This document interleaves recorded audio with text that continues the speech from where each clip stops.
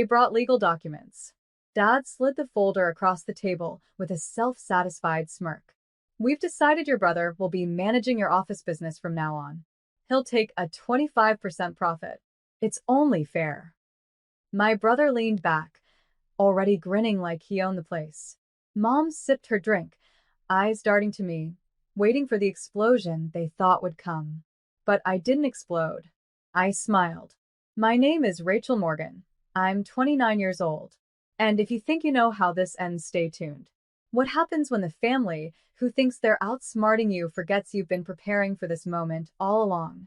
I picked up the paper slowly, flipping through the neat paragraphs, the ink still smelling fresh.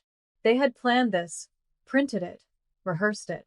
They thought I'd panic, that I'd beg them not to take what I built with my own hands. Dad tapped the table. Well, it's simple. You sign tonight, and starting next quarter, your brother will help with the accounts. You'll thank us later. I held back a laugh. Accounts? My brother had never balanced a checkbook in his life. Instead of arguing, I reached down, opened my briefcase, and slid out a folder of my own. Inside was the contract they had clearly forgotten existed, the one they signed years ago when I first took over the business. I flipped straight to the page I'd marked. Clause 4.3, I said calmly, sliding it across to Dad. He read it once. His face drained of color. Because Clause 4.3 was clear, any attempt to reassign management without my consent voided their stake entirely. I leaned back, smiling. Looks like dinner's on me. The silence around the table stretched thin, broken only by the faint clatter of Dad's fork against his plate. His eyes scanned the clause again and again, as if the words might magically rearrange themselves. Mom leaned forward, her voice tight. Rachel, what is this supposed to mean? You're twisting things. This isn't what we agreed. I stayed calm. No, this is exactly what we agreed. Clause 4.3 clearly states that any attempt to reassign control without to family partners. Which means, Dad, that by trying to hand my business to your golden boy, you've just signed away your own rights. My brother's smirk vanished. That's ridiculous. Dad, tell her she can't do this. Dad's face was pale now, sweat gathering at his temples. He knew the truth. He was the one who had pushed me to draft that clause years ago when he thought it would protect him. He never imagined it would shield me instead. I leaned back, savoring the shift in the air. You wanted 25% for him? Now you get 0. You wanted control of my accounts? Now you've lost your own. Mom's voice cracked. Rachel, we're family. You can't just cut us out like this. I tilted my head. Funny. I thought family was supposed to support me, not ambush me with contracts at dinner. My brother slammed his fist against the table. You'll regret this. I smiled. No. For the first time in years, I won't. The papers between us were more than ink and signatures. They were proof that I wasn't the servant at their table anymore. I was the one who owned it. Dad's hands shook as he shoved the papers back into the folder, his jaw locked tight. This is a mistake. You don't understand the consequences, Rachel. If you go through with this, you'll embarrass all of us. I let out a short laugh. Embarrass you? You brought contracts to a family dinner and expected me to sign away my work like it was a hand-me-down sweater. You embarrassed yourselves. Mom leaned across the table, lowering her voice as if the walls might be listening. Listen to me. You're young. You don't know how to run a business properly. Your brother has contacts. He'll take it to the next level. I met her eyes coldly. Then why was I the one who doubled profits last year? Why was I the one paying off debts you two racked up before I even took over? Her lips pressed tight, but she had no answer. My brother leaned forward, his voice sharp. You're making a huge mistake. Do you know what people will say when they find out you cut your own family out? I smiled, slow and deliberate. They'll say I finally stopped letting you use me. And then I stood, pulling my phone from my bag. With a single tap, I opened the email I had drafted weeks ago, the one with receipts, financial statements, and proof of every transfer I had made to cover their bills while they claimed credit. All queued up, ready to send. I slid the phone onto the table, screen glowing. Clause 4.3 is just the beginning. Try me again, and this goes out to every investor, every partner, every relative. And trust me, they'll believe the numbers more than your stories. Dad's face drained completely. The balance had shifted, and they knew it. The air around the table was thick with panic. Dad's knuckles whitened as he clutched the folder. You wouldn't dare send that email. It would destroy us. I raised an eyebrow. Destroy you, maybe. But me? It would only prove what I've carried all along. Your debts, your failures, your lies. My reputation would only get stronger. Mom reached for my wrist, her voice breaking. Rachel, stop this. You're our daughter. Families fight, but they don't burn each other down. I pull my arm back. Families also don't show up with ambush contracts at dinner. You didn't come here to talk. You came to steal. My brother scoffed, trying to recover some bravado. You think you've won just because of one clause? You don't get it. People respect Dad. They'll never believe you. I leaned forward, meeting his glare with a calm that made him flinch. You mean the same people who've already seen me expand the office, land clients you couldn't even spell, and pay off the loans Dad left behind? They don't need to believe me. They already do. Dad's jaw clenched so hard I thought it might crack. For once, he wasn't the man in control, he was cornered. I tapped the phone still glowing on the table. Clause 4.3 erased your claim. This email erases your credibility. Both of them are ready whenever I decide. Silence. Heavy, suffocating, undeniable silence. Finally, Dad muttered, his voice barely above a whisper. What do you want? I sat back, folded my arms, and let the question hang. For years, I'd been the one asking for scraps of respect. Now the power was mine, and I intended to use it. I let his question linger in the air. What do you want? For years, I'd wanted nothing more than recognition, a seat at the table as their equal.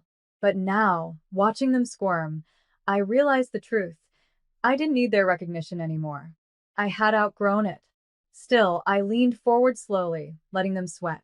What I want, I said carefully, is for you to understand that I'm not the servant of this family. I'm not your safety net, and I'm not your scapegoat. The business is mine. Every contract signed, every client earned, every cent reinvested, it's mine. And from this day forward, it stays that way. Dad's face twitched, but he didn't interrupt.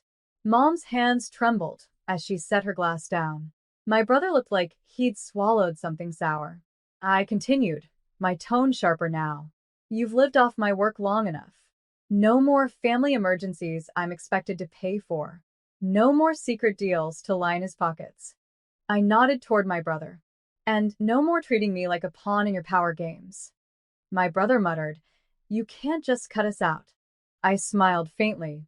I already have. Their silence told me they knew I wasn't bluffing. They had walked into dinner believing I was weak, compliant, easy to manipulate. Instead, I'd placed them in checkmate without even raising my voice. I slid my briefcase shut and stood. Clause 4.3 protected me. Now, I protect myself. If you want to rebuild trust, you start by earning it like everyone else. And with that, I left them at the table, staring at the contract they thought would control me, but had instead exposed them. For once, it wasn't me who left empty-handed. The fallout didn't take long. Within days, word began to ripple through the extended family. A cousin messaged me, Rachel, your dad looked furious at brunch. He tried to brag about the office again, but someone asked why your name is on all the contracts. He had no answer. I smiled at the screen. For years, Dad had puffed up his chest with my accomplishments. Now the truth was leaking through every crack he'd tried to plaster over. Meanwhile, Mom tried damage control.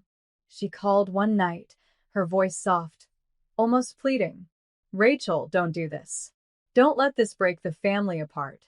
Your father's pride was misguided, but he only wanted what's best. I held the phone to my ear, letting her words float in the silence. Then I answered simply. If he wanted what was best, he wouldn't have ambushed me with contracts. He would have trusted me. She sighed. You've changed.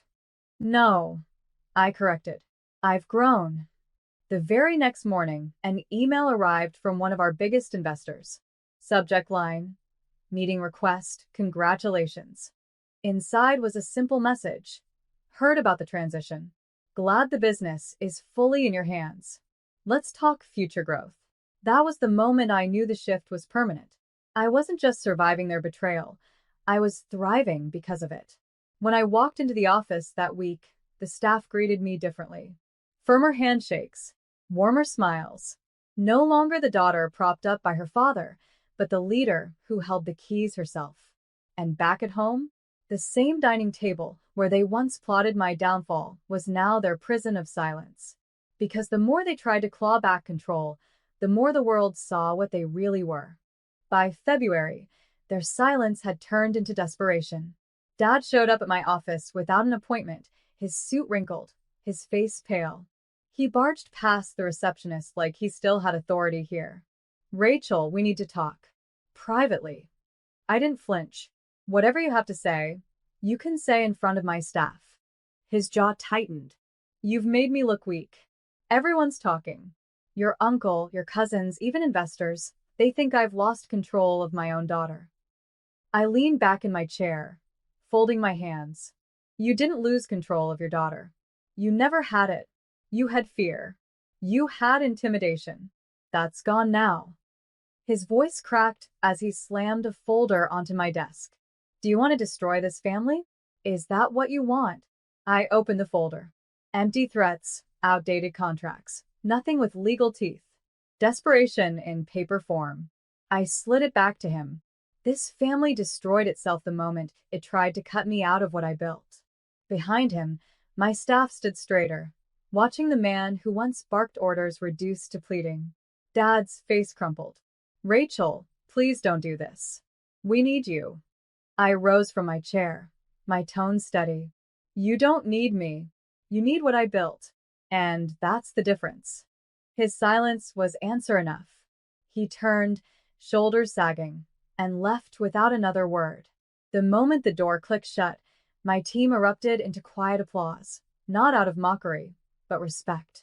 For the first time, the empire wasn't his. It was mine.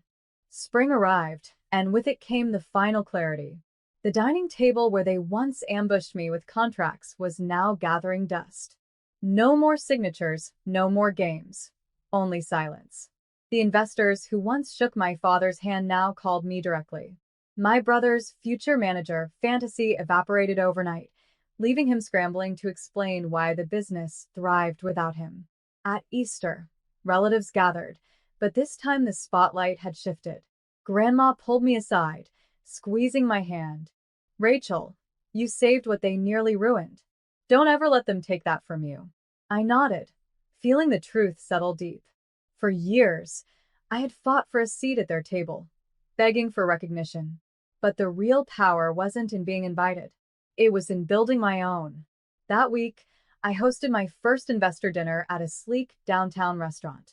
Contracts signed under my name, strategies pitched by my voice, respect given without hesitation. The same relatives who once whispered about my father now whispered about me. But this time, it was admiration, not pity. Back home, Dad tried one final olive branch. A short text, Clause 4.3, you outsmarted me. Maybe you were always meant to lead. I read it once, then set my phone down. No reply. Because I didn't need his validation anymore. The sweetest revenge wasn't in humiliating them. It wasn't even in the silence that followed. It was in watching them realize I no longer belonged to their control. They thought they could bind me with contracts.